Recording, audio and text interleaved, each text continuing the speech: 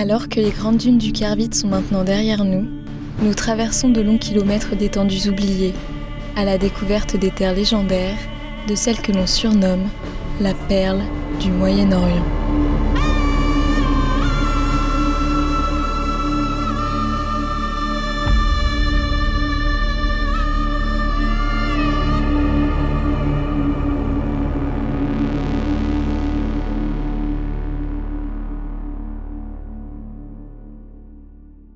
Ça y est, on vient d'arriver en Oman après de longues heures sur la route en Arabie Saoudite. Donc on est arrivé un petit peu fatigué à la frontière, mais heureusement tout s'est bien passé, c'était très simple et très rapide. Et on a eu de la chance, on est tombé sur des douaniers adorables, ils nous ont offert de l'eau, de la nourriture, ils nous ont vraiment mis à l'aise le temps de patienter pour les papiers. Tous les voyageurs qui sont allés en Oman, avec qui on a discuté, nous ont toujours mis en avant ce sentiment de sûreté et d'apaisement qu'il y avait en Oman. Donc on parle d'apaisement, mais de notre côté, on est super excités de découvrir ce nouveau pays. On sait qu'on va y découvrir des déserts de sable, des montagnes, des côtes magnifiques, des wadis. On sait qu'il y a la culture de la rose, la culture de l'encens, des fonds marins magnifiques, des tenues traditionnelles. Donc voilà, c'est un pays très riche et on a hâte de découvrir, on a hâte de partager tout ça dans nos vidéos. Et donc on s'en doute, on va en prendre plein les yeux et notre voyage débute au cœur des montagnes omanaises.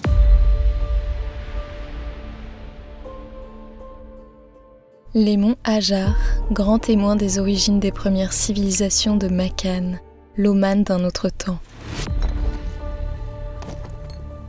La naissance de ces montagnes demeure un mystère, mais sur leur relief venu des grandes profondeurs, elles portent les marques et les secrets d'un passé multimillénaire.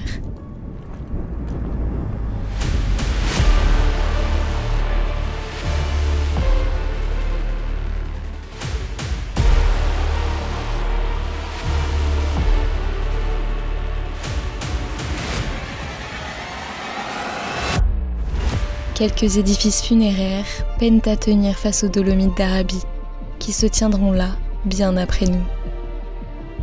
Les tombes de Bat, érigées il y a 5000 ans, sont les derniers vestiges d'un temps où roches et métaux nobles étaient arrachés aux pentes des Hajar pour les ambitions du pays de Sumer et d'Akkad, la Mésopotamie.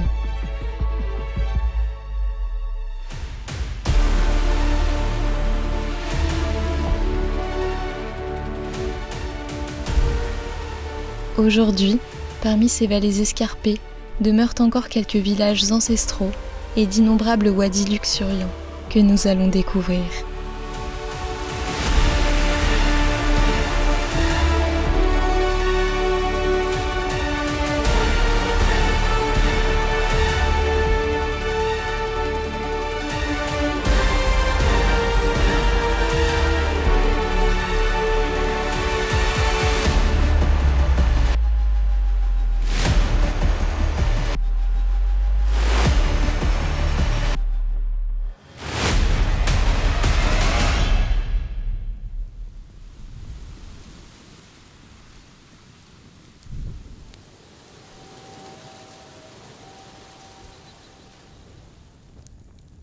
Oman, par rapport à l'Arabie Saoudite, c'est petit, c'est vrai, mais ça fait quand même 300 000 km². Il n'y a que 4 millions d'habitants, donc il n'y a pas beaucoup de densité. Pour l'instant, on a essentiellement rencontré des travailleurs étrangers, donc des Pakistanais, des Indiens, et on a lu qu'ils représentaient entre 40 et 50% de la population omanaise. Autre petite particularité à Oman, par rapport aux autres pays de la péninsule arabique, l'islam s'est divisé en deux branches principales, les sunnites et les chiites. À Oman, 65% de la population, c'est des ibadites, donc c'est encore une autre branche. D'ailleurs, la grande majorité des ibadites habitent à Oman.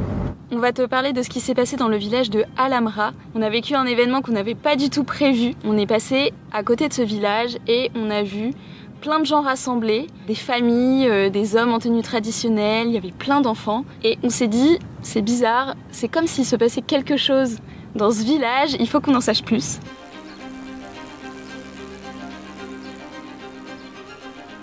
Nous sommes dans la province d'Al-Dahiliya, sur les terres de la tribu d'Al-Abri. Ici, les pentes stériles des géants rocheux donnent la vie aux vallées. Elles sont recouvertes de palmeraies luxuriantes, mais également de certaines des plus vieilles bâtisses du sultanat. De ces pierres arrachées aux montagnes se dégage une aura d'un autre temps. Et c'est à Al Amra que débute notre découverte de l'histoire et des traditions omanaises.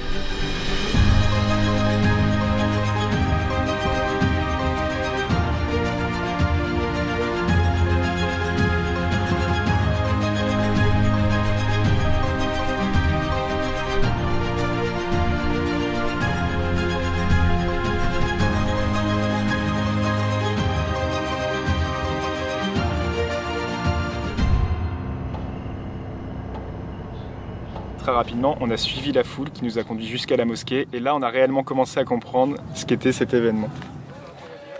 Tous les yeux sont rivés sur la cour du lieu de culte, dont émanent des chants à l'unisson, bientôt accompagnés des tambours qui feront vibrer l'édifice.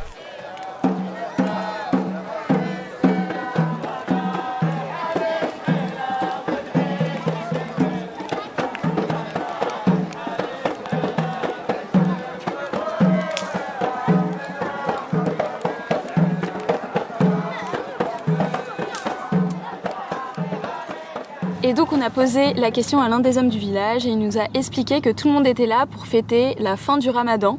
Sauf qu'en fait le ramadan il s'était déjà terminé 3 jours auparavant. Donc là il nous explique que les gens peuvent se rassembler jusqu'à 3 jours, 4 jours, 5 jours après la fin du ramadan en fonction des pays. Et donc on est là sur cette place du village et on voit de plus en plus d'hommes et d'enfants arriver en tenue traditionnelle.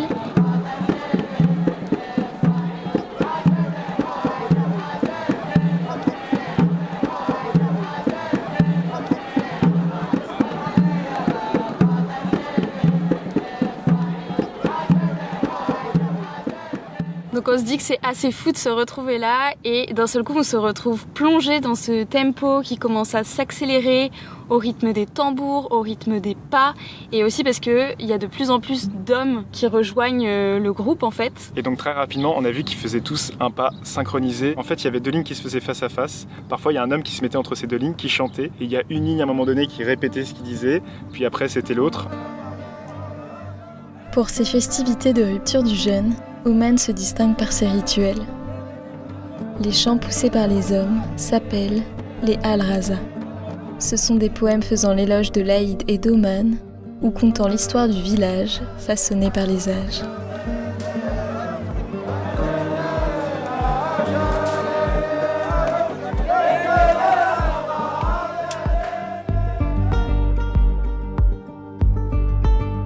Ainsi, ils diffèrent selon les régions. Sur les terres arides, les Bédouins fredonnent alors les louanges du désert. Et sur les étendues côtières, les marins honorent les océans.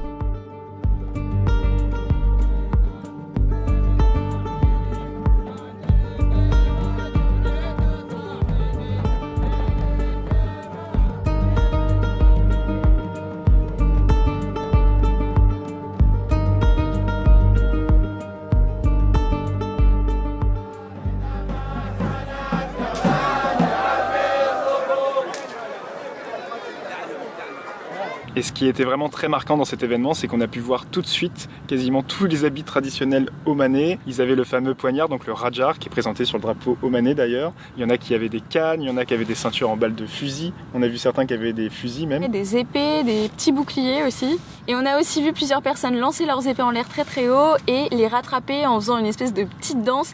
Et c'était hyper impressionnant, mais c'était aussi très rapide et on n'a pas réussi à filmer d'images de ce lancer d'épée. On voyait les enfants faire des simulations de combat, des adultes aussi, et parfois on voyait aussi des personnes qui regardaient leurs épées avec un regard très profond. On avait vraiment l'impression que c'était très important pour eux, comme s'ils s'imprégnaient de l'événement. Et donc encore une fois, ça rendait vraiment des scènes hyper prenantes.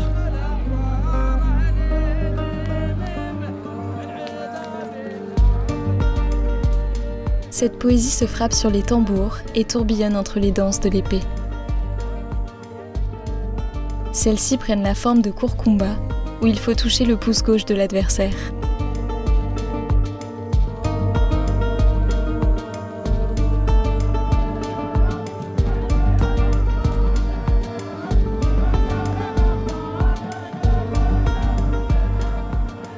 Certains font de grands sauts avant d'engager un duel.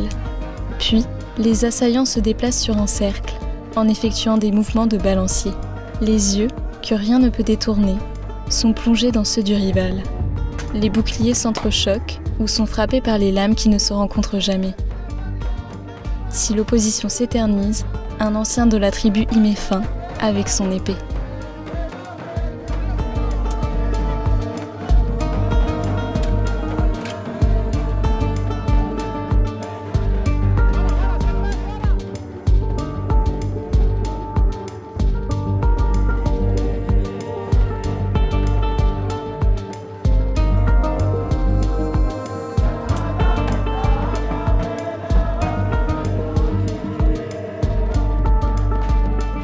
assez fou, c'est que c'était un événement traditionnel, donc à la fois culturel et religieux. Et malgré tout, le chef du village m'a repéré puisque j'étais le seul homme à avoir un chemar sur la tête. Et il m'a intégré à la danse. En plein milieu de tout le monde. Et c'était assez drôle parce que moi, à un moment donné, je t'avais perdu de vue et je le cherche partout dans la foule. Et là, évidemment, je me retourne et je le vois au milieu de la rangée d'hommes en train de faire des petites danses comme ça.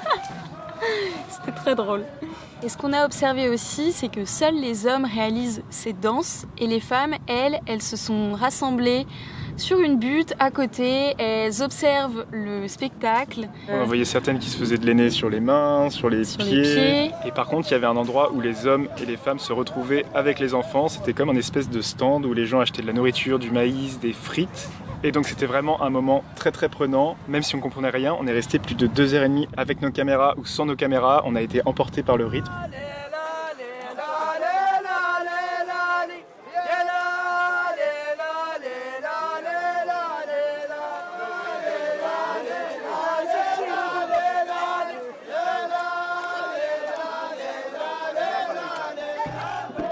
Autrefois, véritable danse de guerre où il fallait montrer force et virilité, elle est aujourd'hui l'une des plus anciennes traditions omanaises qui rassemble les villages.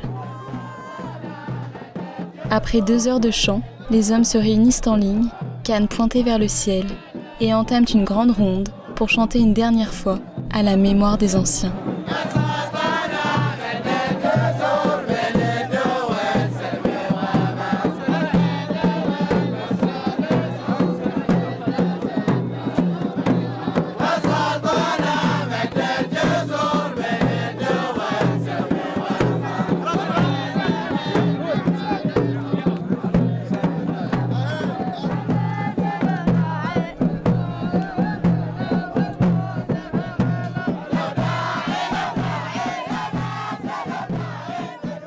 Et c'était assez fou parce qu'on avait vraiment l'impression d'être plongé dans un événement où on n'était pas censé être. Et malgré tout, il y a beaucoup d'Omanais qui nous ont souhaité la bienvenue, qui nous ont fait des coucous, donc ça rend le moment hyper agréable, en plus d'être magique et hyper authentique. Pourquoi authentique? Parce que ça fait des générations et des générations qui font cet événement pour la fin du Ramadan. Et nous, on était juste là, en observateur, et vraiment, c'était incroyable. C'est pour ça qu'on voyage, c'est pour ce genre de moments qui sont pas prévus et qui nous plongent directement dans la culture d'un pays. Et ce que les locaux nous ont aussi expliqué, c'est que le premier jour de la fin du Ramadan, ils fêtent ça en faisant péter les canons dans les villages. Donc ça, malheureusement, on n'a pas pu y assister. Et après, on a continué notre exploration de ces montagnes avec notamment une randonnée avec des paysages incroyables juste à côté du plus haut sommet d'Oman, le Jebel Cham.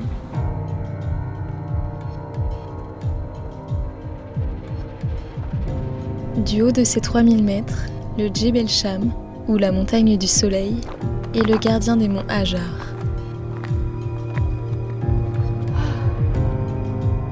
Ici, la nature est brute et sauvage. Les reliefs rocheux forment un canyon vertigineux de 500 mètres de profondeur.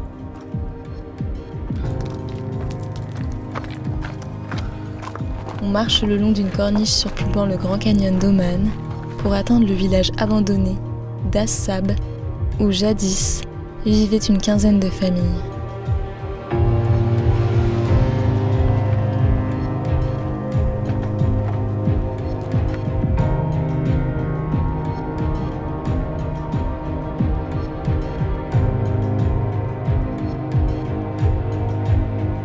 Et depuis les airs, les lieux sont gardés par les percoptères d'Égypte. Ces grands vautours aux couleurs du jour et de la nuit cherchent des carcasses en scrutant les murs de pierre du canyon le plus profond du Moyen-Orient, le Wadi al-Narour.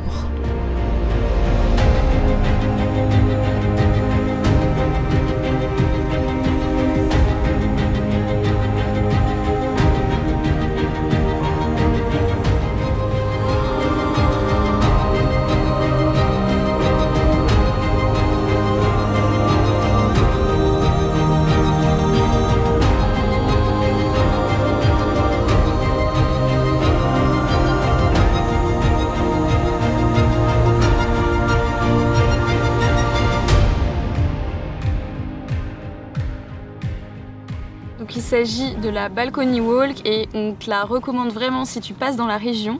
Et c'était assez intéressant aussi parce que dans cette zone des montagnes, d'un seul coup, on s'est rendu compte que c'était beaucoup plus touristique. On a commencé à avoir des touristes comme nous, européens, et sur les plus hauts points de vue de ces montagnes, on a vu des familles entières indiennes. Et là aussi, c'était une nouveauté pour nous parce qu'on a croisé beaucoup d'Indiens en Arabie Saoudite notamment, mais c'était souvent des hommes qui étaient là pour travailler. Et là, c'était des familles entières avec les femmes, les enfants, les femmes habillées en sari de toutes les couleurs. On a aussi vu des femmes sans voile, des femmes en jeans, t-shirt manches courtes. Et c'est vraiment ça qu'on apprécie dans le voyage. À chaque frontière, t'as juste l'impression de rentrer dans un nouveau monde avec des nouveaux codes, des nouvelles traditions. Le fait de retrouver un peu d'eau et de verdure, on se rend compte qu'en fait ça nous a manqué. Ici, il y en a partout. Du coup, c'est plein de vie, il y a plein de plantes, plein d'animaux. Puis là, il y a vraiment des petites chèvres partout encore, hein, regarde. Elles sont trop mignonnes.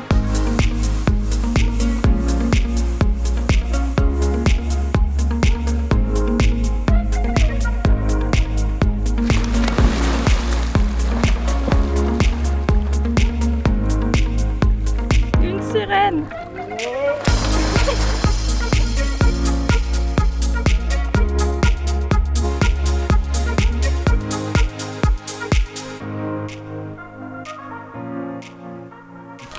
Il se frotte à tout. Tu veux un câlin? Ah, ça sent le fromage de chèvre. J'avoue. Ah là là, cette odeur oubliée. Merci. Merci pour ce doux moment fromager. C'est marrant, c'est exactement la même odeur. Tu sais quand c'est un peu de temps que tu l'as dans le frigo. Elle me prend pour un panda, regarde.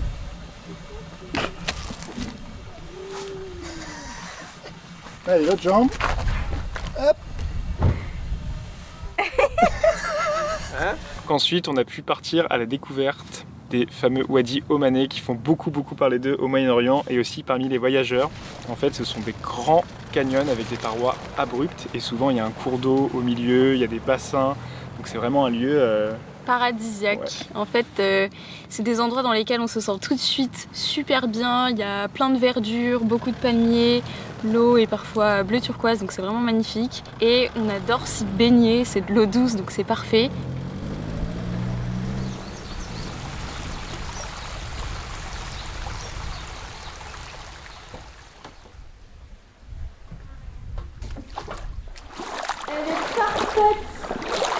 Je sens qu'il y en a une qui va pas vouloir faire la rando là. Je crois pas qu'on va rester là une semaine. Ah, c'est génial.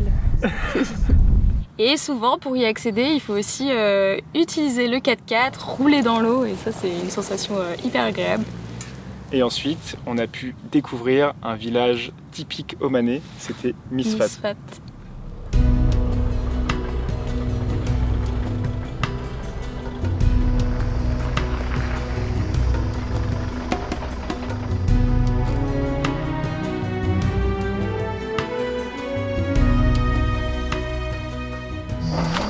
C'est bon, tu t'es changé? Et oui, j'avais les genoux découverts et dans le village, il faut se couvrir les épaules et les genoux. Donc on respecte. On se couvre même la tête. Ouais, ça c'est pour se protéger les tempes. Ils sont bien découvertes à un si jeune âge. C'est un petit village qui est très connu des touristes. On a vu qu'il y avait beaucoup de chambres d'hôtes, il y avait aussi des petits restaurants à l'intérieur de ce village. Et malgré tout, on voyait plein de petites poteries partout, des petits coffres, beaucoup d'objets qu'on n'avait pas vus avant. Donc même sur les lieux touristiques, on est vraiment plongé dans les traditions omanaises. Et je pense que c'est vraiment ça qui fait d'Oman un pays hyper authentique. Et ce qui nous a vraiment marqué dans ce village, c'est la présence de verdure partout. C'était vraiment un endroit presque un peu magique. On était entouré de palmes, il y avait aussi un phallage qui courait tout le long du village. Misfat est une oasis des montagnes. Nichée sur les roches, ses bâtisses sont faites de pierre et de terre battue.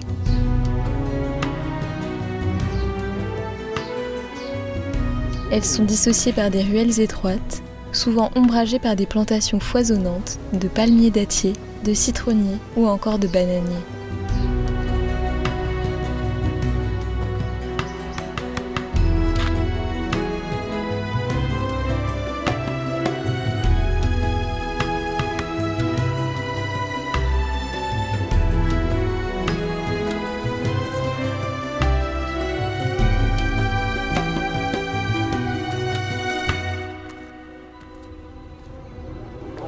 ils sont hyper souriants, ils ont la banane et tout. Ça fait des beaux traits les sourires. C'est pour ça que je te trouve belle.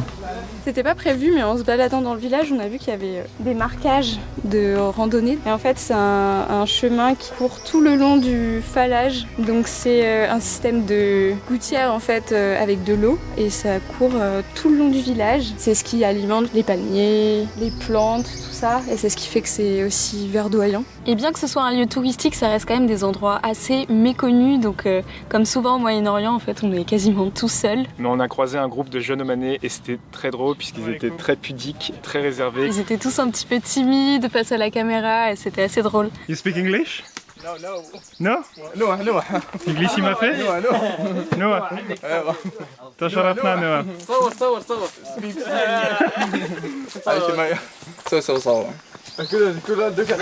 You speak English, hein? السلام ورحمة الله، ما كيف الأخبار؟ حالك؟ الحمد لله، مية مخبارك مية أنت؟ في علوم ولا أخبار؟ ما تعرف نجد عن علوم؟ ما اسمك؟ ماجد بن أحمد الناصري من ولاية بهلة. أحب المهارة في هذا المكان هاي خرب الفيديو الصراحة. Ce qui est assez fou, c'est d'entendre cet écoulement de l'eau quasiment partout pour le moment en Oman, alors que c'est un pays quasiment que recouvert de désert. On a entendu dire qu'Oman avait une très très bonne gestion de l'eau et que c'était pas que naturel, c'est aussi le fruit de leur travail. On voit que les cultures sont faites en escalier, qu'il y a des falages, que tout est pensé pour préserver toute cette verdure.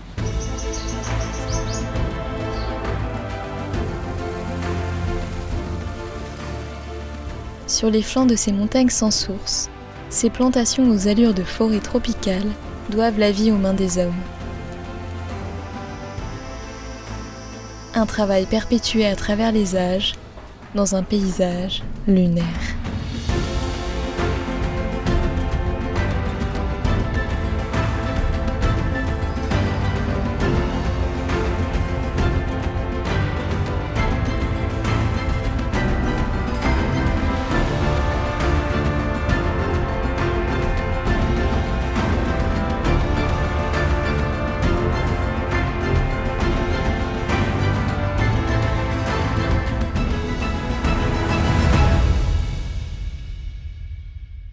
Ensuite, on continue à visiter les montagnes omanaises et on visite ce village Bilad Saïd. Alors, c'est assez drôle l'histoire de ce village parce qu'on s'est un petit peu planté. On pensait visiter un village avec les cultures des roses, la rose de Damas.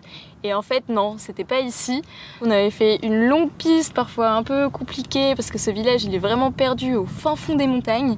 Et finalement, on a quand même fait le tour du village et c'était une très belle surprise. Ce village est vraiment magnifique.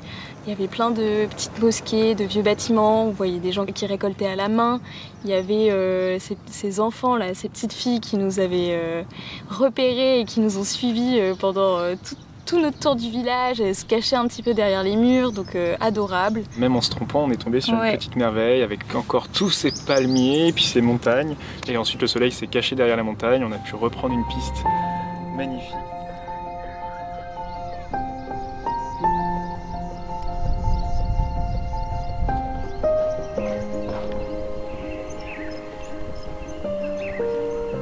Avant l'arrivée d'un homme qui a bouleversé l'histoire du pays en 1970, Oman était fermée à la modernité et au monde extérieur, faisant d'elle un pays très pauvre.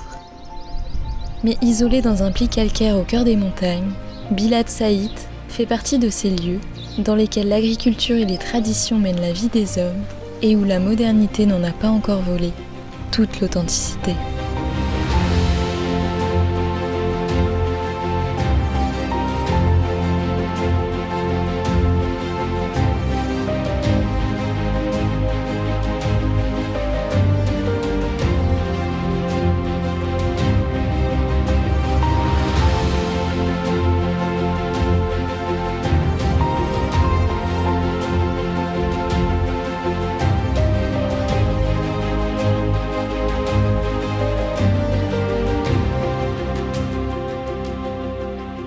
La semaine prochaine, on va t'emmener à Nizwa, l'ancienne capitale d'Oman. On va aller à la découverte de ses habitants, de ses traditions et de son histoire. Et franchement, je pense qu'on n'est vraiment pas au bout de nos surprises. Ça fait 100 fois qu'on le dit, mais franchement, c'est avec le cœur. En attendant, on vous souhaite une très belle semaine. On espère que cette vidéo vous a plu. N'hésitez pas à nous le faire savoir dans les commentaires. Et on vous dit à bientôt. Oups, pardon. Vous avez vu ce qu'elle a fait? Et ça sera au montage. Je ne laisserai pas passer cette violence.